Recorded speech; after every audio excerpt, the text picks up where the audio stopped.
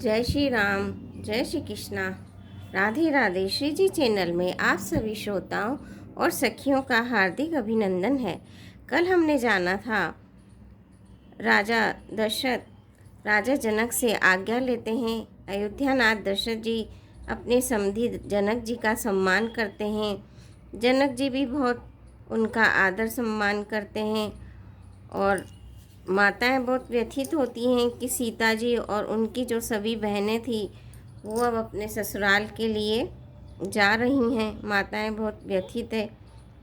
प्रभु श्री राम जी की बहुत तरह से राजा जनक आदर करते हैं और उनको आशीर्वाद देते हैं। आगे चलते हैं। मिले लखन रिपुसूद नहीं दीन आशीष महीस, भय परस्पर प्रेम बस फिरी फिरी नावई शीस। फिर राजा ने लक्ष्मण जी और शत्रुघ्न जी से मिलकर उन्हें आशीर्वाद दिया। वे परस्पर प्रेम के वश होकर बार बार आपस में सिर नवाने लगे। जनक जी की बार बार विनती और बड़ाई करके श्री रघुनाथ जी सब भाइयों के साथ चले। जनक जी ने जाकर विश्वामित्र जी के चरण पकड़ लिए और उनके चरणों की रज को अपने सिर में और नेत्रों में लगाया।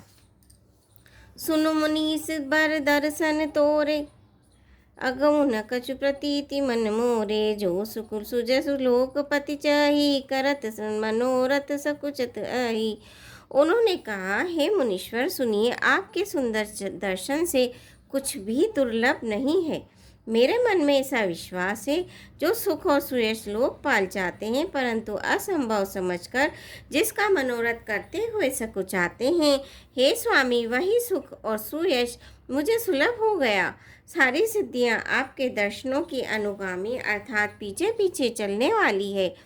इस प्रकार बार बार विनती की और सिर नवाकर तथा उनसे आशीर्वाद पाकर राजा जनक लौटते हैं। डंका बजाकर बारात चलिए, छोटे बड़े सभी समुदाय प्रसन्न हैं। रास्ते के गांवों के स्त्री पुरुष श्री रामचंद्र जी को देखकर नेत्रों का फल पाकर सुखी होते हैं। बीच बीच में सुंदर मुकाम करती हुई तथा मार्ग के लोगों को सुख देती हुई वह बारात पवित्र दिन में अयोध्यापुरी के समीप आ पहुंची।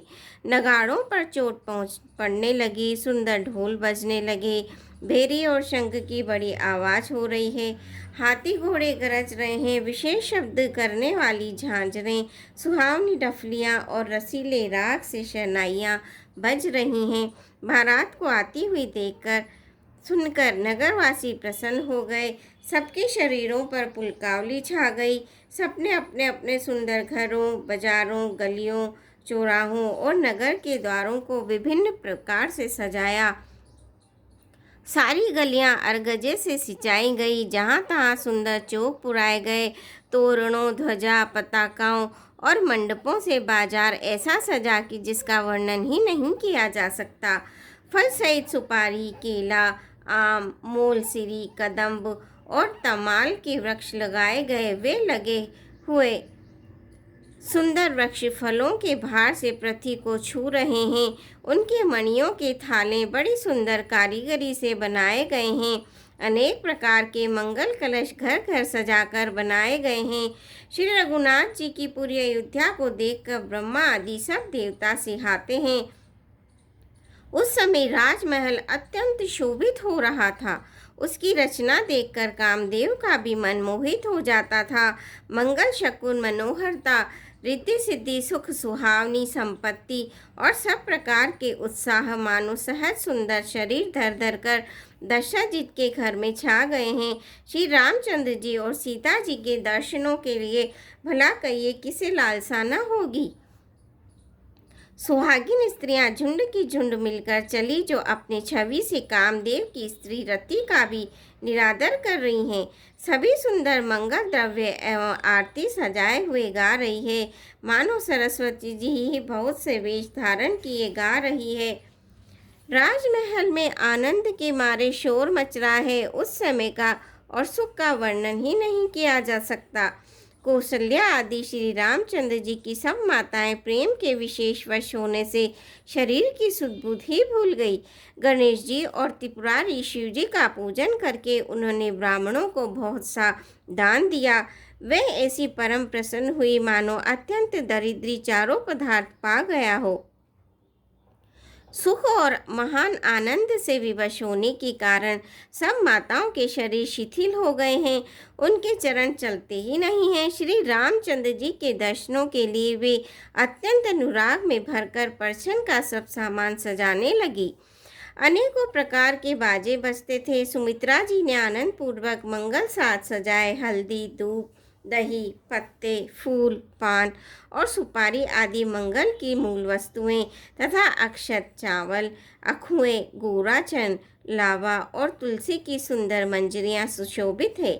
नाना रंगों से चित्रित किए हुए सहज सुहावने सुवर्ण के कलश ऐसे मालूम होते हैं मानो कामदेव के पक्षियों ने घोंसले बनाए हों। शकुन की सुगंधित वस्तुएं बखान नहीं की जा सकती। सब रानियां संपूर्ण मंगल साज सज रही हैं। बहुत प्रकार की आरती बनाकर वे आनंदित हुई और सुंदर मंगल गान कर रही हैं। सोने के थालों को मांगलिक वस्तुओं से भरकर अपने कमल के समान कोमल हाथों में लिए हुए माताएं आनंदित होकर परछन करने चली। उनके शरीर पुलकावली छा गए हैं। धूप के धुएं से आकाश ऐसा कालल हो गया है मानो सावन की बादल घुमड़ घुमड़ कर छा गए हो। देवता कल्प वृक्ष के फूलों की मालाएं बरसा रहे हैं। वह ऐसी लगती थी मानो बगुलों की भांति मन को खींच रही हो। सुंदर मणियों से बने बंदरवार ऐसे मालूम होते हैं मानो इंद्रधनुष सजाए हों। अटारियों पर सुंदर और चपल स्त्रियां प्रकट होती हैं और छिप जाती हैं, आती जाती हैं। वह ऐसी जान पड़ती है मानो बिजलियां चमक रही हो। नगाड़ों की ध्वनि मानो बादलों की घोर गर्जना है। याचक गण पपी है, मेंढक और मोर है। देवता पवित्र सुगंध रूपी जल बरसा रहे हैं जिससे खेती के समान नगर के सब स्त्री पुरुष सुखी हो रहे हैं। प्रवेश का समय जानकर गुरु वशिष्ठ जी ने आज्ञा दी। तब रघुकुल मणि राजा महाराज दशरथ जी ने शिव जी, पार्वती जी और गणेश जी का स्मरण करके समाज सहित आनंद होकर नगर में प्रवेश किया। होई सगुन वर्षई सुमन सुरदुम बजाई, विबुधु वधु नाचहि मुदित मंजुल मंगल गाई। सियापति रामचंद्र की जय, पवन पुत हनुमान की जय। मंगल भवनीय मंगल हारी, दबहु सुदशरथ अजर बिहारी। दीन दयाल विरद संभारी, हरऊ नाथ मम संकट भारी। श्रोताओं, आज के लिए इतना ही। कल फिर आपसे भेंट होगी। आप मेरे चैनल को सब्सक्राइब कीजिए, वीडियो को लाइक और शेयर कीजिए। धन्यवाद।